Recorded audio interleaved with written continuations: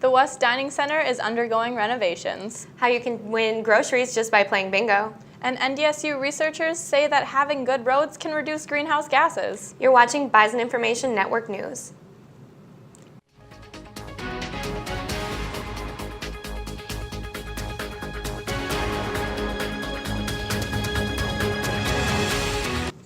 Good evening. Our top story tonight is happening at the heart of campus, the West Dining Center. The West Dining Center will close after lunch on March 8th to undergo renovations. Some of the renovations will include a smoothie bar, a larger grilling space, international cuisine, and a bakery for students. The WDC will be closed from the start of spring break until August of 2019. This closure will not affect the Union Dining Center hours, but will affect the Residence Dining Center hours, making the RDC the dining center that stays open late. The new West Dining Center will also have action stations for demo cooking and cooking classes, as well as a fireplace with seating and charging stations. For more renovation details, you can visit www.ndsu.edu/dining. In January, the North Dakota Nursing Student Association awarded Colby Schaefer-Fraze the Nurse Educator of the Year award. Schaefer-Fraze teaches the Nursing Skills Lab here at NDSU while also being a registered nurse at Sanford Health. Schaefer-Fraze teaches sophomore and junior nursing students hands-on nursing skills like safe patient handling, medicine administration, and how to set up IVs. Nursing programs across the state nominate candidates for the award based on their excellence in teaching. And of the 3 years the award has been given, all 3 have gone to NDSU professors.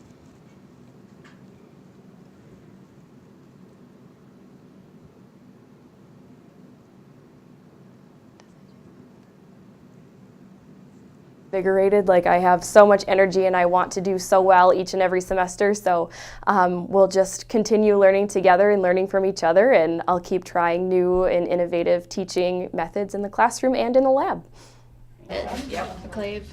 Schaefer-Fraze also wants to thank her past teachers and her students for her continuing inspiration.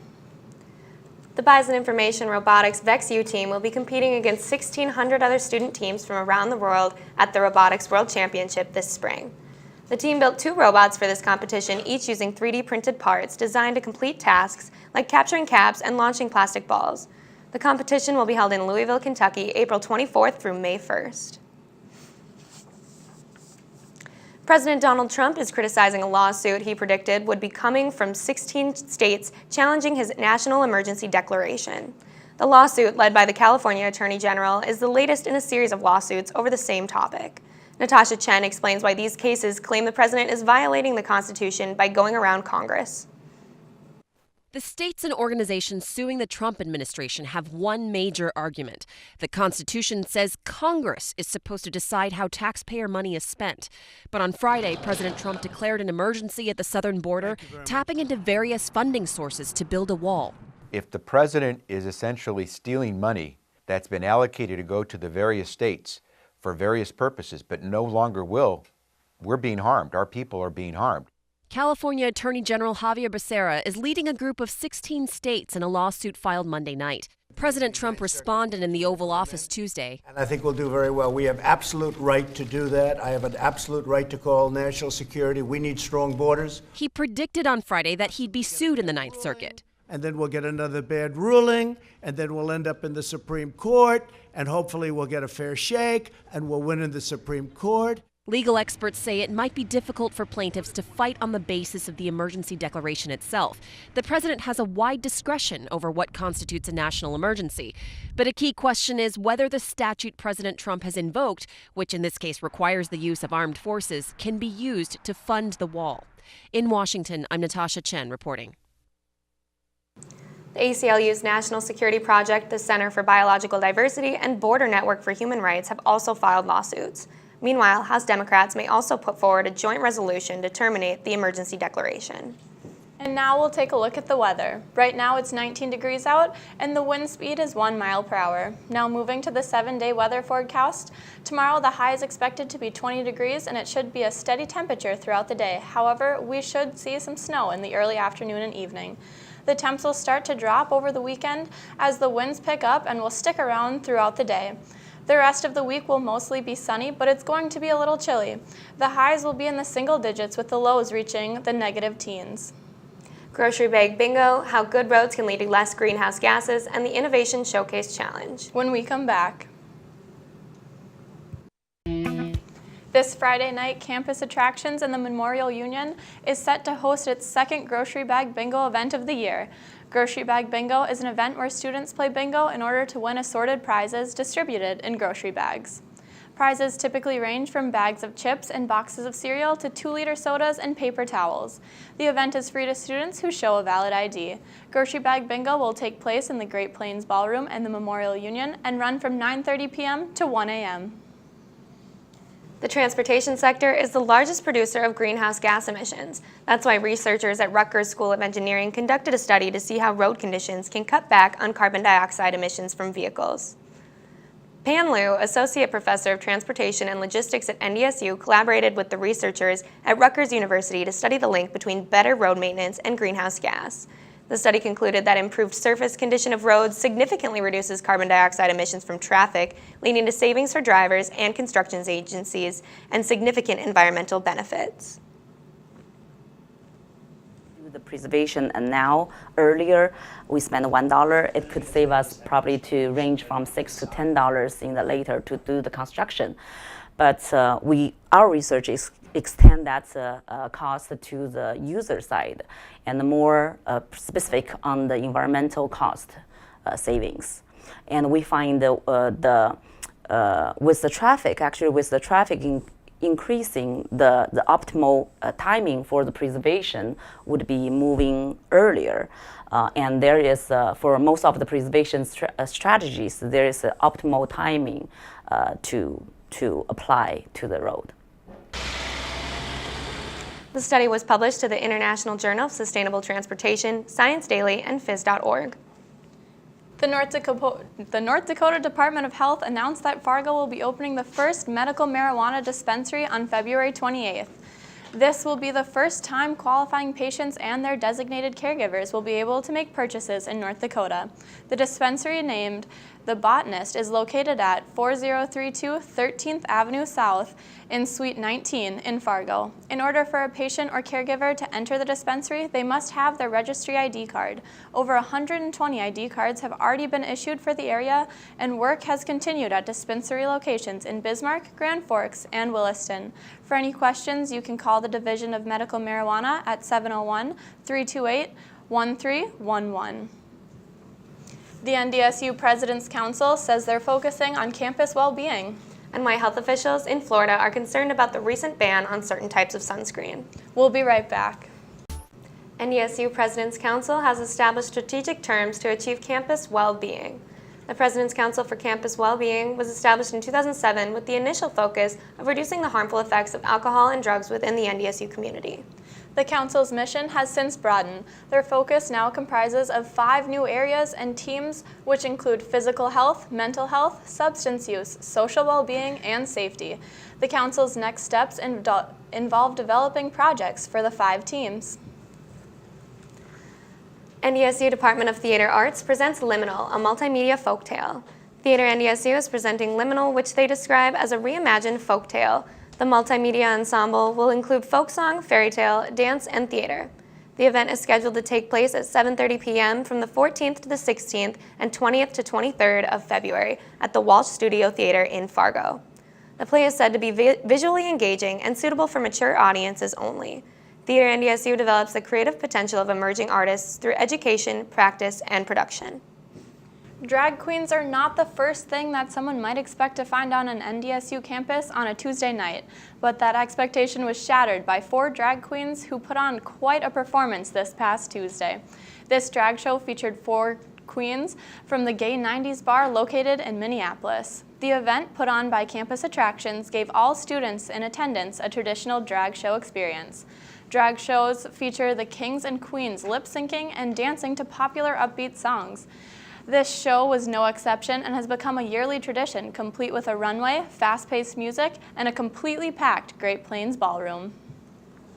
Key West is the latest city to ban certain sunscreens with chemicals that could harm coral reefs. It won't go into effect until 2021, but the move is already ringing alarm bells in the medical community. The American Academy of Dermatologists is calling on Key West to reconsider. Meredith Wood is sorting through the debate in today's Health Minute. protecting the ocean. In the areas where you've got a lot of these chemical sunscreens going into the water, those corals aren't going to come back. Protecting our skin. Our main interest is protecting patients from skin cancer. Two sides of a growing debate. Not just coral, it is also toxic to fish. It's toxic to algae. Oxybenzone is almost like an herbicide. UVA rays from the sun penetrate deeper layers of the skin and are linked to melanoma. UVB rays damage outer layers and cause sunburns. While some sunscreens only block one type of ray, the American Academy of Dermatology says oxybenzone is among the few FDA-approved ingredients that blocks both. The AAD's recommendations are based on the existing body of scientific evidence, and it may evolve if science evolves, but right now the research is not very persuasive. For those concerned about the environment, there is some middle ground. Using sunscreen is just part of a comprehensive sun protection plan. Sun-smart behavior is seeking out the shade, wearing sun-protective clothing. For today's Health Minute, I'm Meredith Wood. A new chapter may be starting soon for the Trump administration. Special Counsel Robert Mueller's report on the Russia investigation could be wrapped up within days, and time will tell how much or how little it will be a factor for President Trump. John Lawrence reports. The nearly two-year probe into Russia's involvement in the 2016 presidential election may be approaching the finish line. Attorney General Bill Barr could announce that as soon as next week, according to sources familiar with the plans. Special Counsel Robert Mueller's report will include facts sufficient to explain the decision either to prosecute or not to prosecute. And presumably will answer the question, was there a cooperation, conspiracy, collusion between Russia and the Trump campaign? President Trump is scheduled to be in Vietnam next week for another meeting with North Korean leader Kim Jong-un, which means he could be abroad when the report comes out. It's also unclear whether the report's findings will be made public. That'll be totally up to the new Attorney General. He's a tremendous man, a tremendous person who really respects this country and respects the Justice Department. So that'll be totally up to him. Sources say once the confidential report is done, Barr will give Congress a summary. It would seem that he is not going to take a bullet for Donald Trump to save Donald Trump's reputation. And I can't imagine he's not going to play this thing pretty straight. Regardless of what the Mueller report reveals, other federal prosecutors will continue their work on the court cases involving members of Mr. Trump's inner circle. I'm John Lawrence reporting. The Mueller investigation has already produced close to 200 criminal counts against more than 36 individuals and entities. 7 have pled guilty, and 4 were handed jail sentences. Coming up after a short break, Joe Thompson has our sports update. What do you have for us today, Joe? Well, today we're going to look at some of the highlights from NDSU men's and women's basketball as they took on their rival South Dakota State in a doubleheader last weekend. We're also going to take a look at the NBA All-Star Game that also happened this past weekend, and a little brief update on what's been happening at MLB spring training when we come back. Hey, hope you're having a great week so far. This past weekend, the NDSU men's and women's basketball team had a pretty busy schedule, taking on rival South Dakota State in a doubleheader. If you happened to miss the men's game, well, you certainly missed a good one. NDSU dominated the first half for pretty much the entire game, and as we're going to see here, Tyson Ward's going to get really hyped up, do his signature hand celebration as we warm up. Speaking of Tyson Ward, he's going to jump around his defender and dunk it with 2 hands, put the Bison up 10-5. The very next Bison possession, Vinny Shahid's going to feed it to Dangu, who fights around Mike Dom and also throws it down with 2 hands, put the Bison up to 12-5. Later on in the first half, we're going to have Cameron Hunter feed it to Tyree Eady. He's going to fake. He's going to drive. He's going to lose the ball for a second, then he's going to hit the fadeaway to put the Bison up 10, 17-7. And later on, the Bison also hit a whole lot of threes. As you can see here, Cameron Hunter makes the defender jump for joy and then drains the three-pointer to put the Bison up 23-12.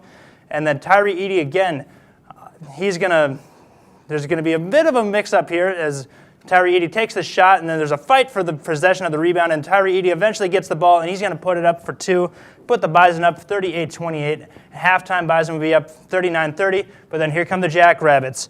Off the rebound, Alex Arians puts it up and in to cut them into the Bison lead. David Jenkins Jr. is going to hit the three-point shot there. His name's going to be important later, so just keep it in mind. Rocky Cruiser is right now going to feed Tyson Ward in the post, and he's going to get the basket to go, plus the foul. He's going to shoot a free throw off that. And then here comes NBA prospect Mike Dom. He's going to hit a three-pointer to cut the lead even closer. And then Vinny Shahid's going to say hi to Mike Dom and drive on him and get 2 points, put the Bison up 76-73. But a couple of missed free throws late led to this David Jenkins Jr. half-court buzzer beater to rip the hearts out of NDSU fans everywhere. Bison would snap their 5-game winning streak on that heartbreaking shot. Ups and downs, and hit a great shot, and all power to him. It was a great shot at the end of the game. What happened. This one hurts, but if we continue to do the little things that we did along the way and during this 5-game streak, I'm real anxious to see where we can be when it comes time in March.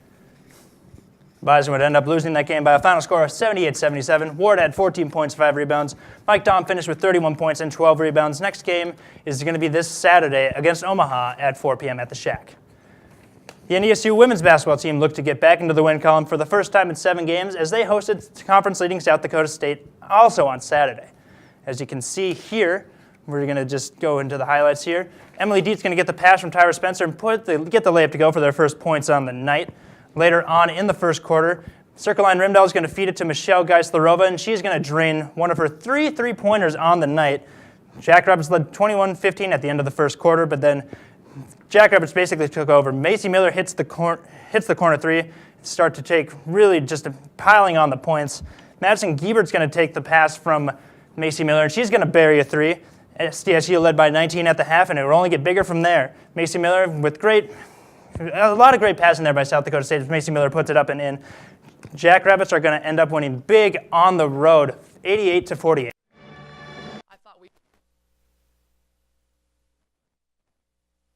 We played very hard. Didn't think we played smart all the time.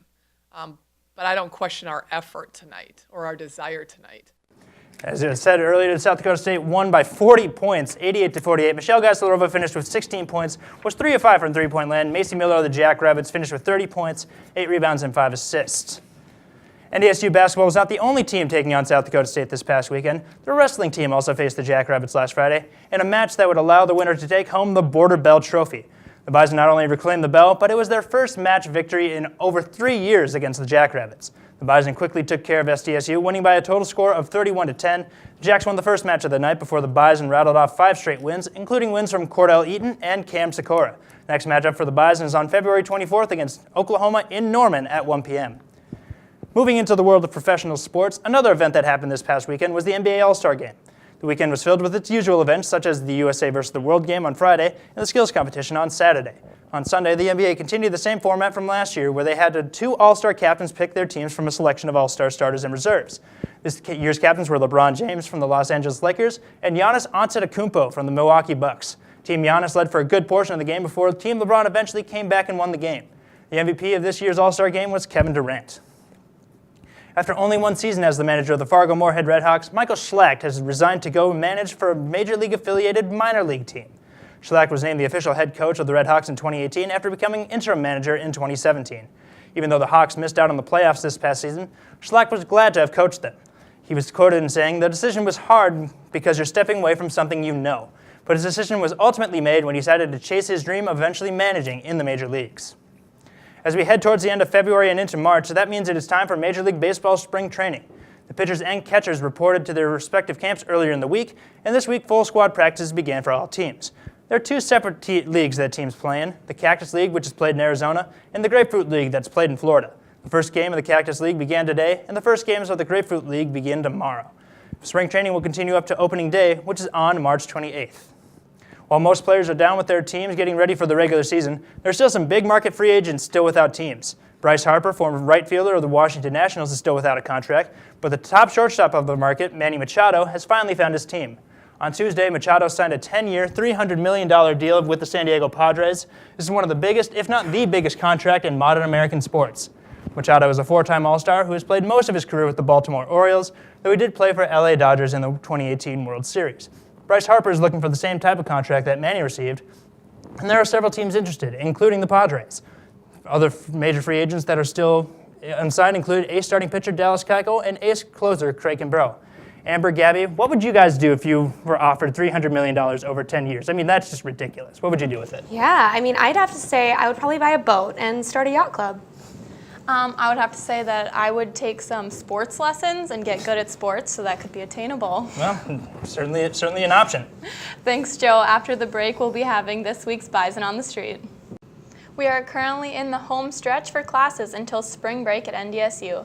Just a few more weeks until the university closes for vacation. Bison Information Network reporter Noah Zimmer asked students their favorite vacation spots in this week's Bison on the Street.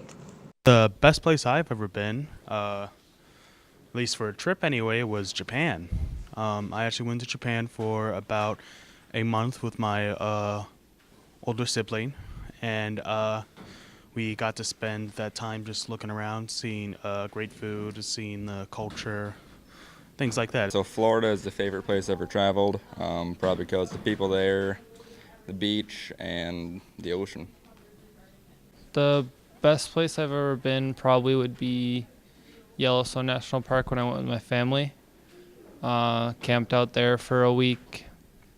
It was during the summer, so it was like when it was really pretty out and the geysers were going full. My favorite place I've ever traveled is Alaska. I love nature and hiking and skiing and stuff, so that was a lot of fun. Thank you for watching this edition of Bison Information Network News. Check us out on social media and our website at ndsubin.com. Catch us back here next Thursday night. Have a great night, everyone.